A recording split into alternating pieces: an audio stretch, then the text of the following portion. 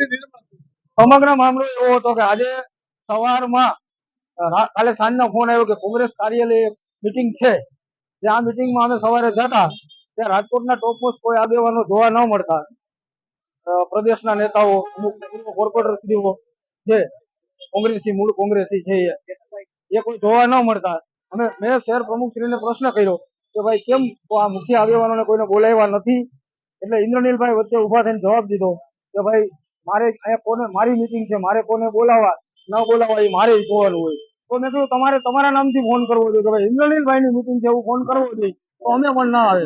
તો એને કીધું ન આવવાનું તો તમે નીકળો, અહીં તમારું કોઈનું કામ નથી, કોંગ્રેસ અમારે મારે હલાવવાની છે, આમ જ ચલાવવાની છે. તમે નીકળી ગયા બહિષ્કાર કરી. હવે અમે પ્રદેશને જાણ કરશું કે આ લોકો એકાદ લોકો કોંગ્રેસ માટે કબજો કરવા બેઠા છે, કબજો કરવા માંગે. મારી સાથે અમુક વોર્ડ પ્રમુખ હતા, અમુક પૂર્વ કોર્પોરેટર હતા, 71 વિધાનસભા લડેલા ઉમેદવારો હતા. અમે રાજકોટના ટોપ મોસ્ટ 15 આગેવાનો નીકળી ગયા છે જે જુદી જુદા હોદ્દેદારો છે કોંગ્રેસના. તમને લાગે છે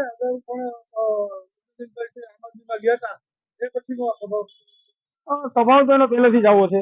એ પોતે મનમાની કરે ને એના ભેગા રહ્યો જે હા પાડે કરો તો સારું લાગે. અમે ક્યારે એવું માંગતા નથી. અમે તો કોંગ્રેસમાં છે, અમે કોંગ્રેસની ગાઈડલાઈને ચાલી. ઇન્દ્રનીલભાઈ ભેગા નથી, કોંગ્રેસમાં છે. હું ક્યારે ભાજપમાં જવાનો નથી. પણ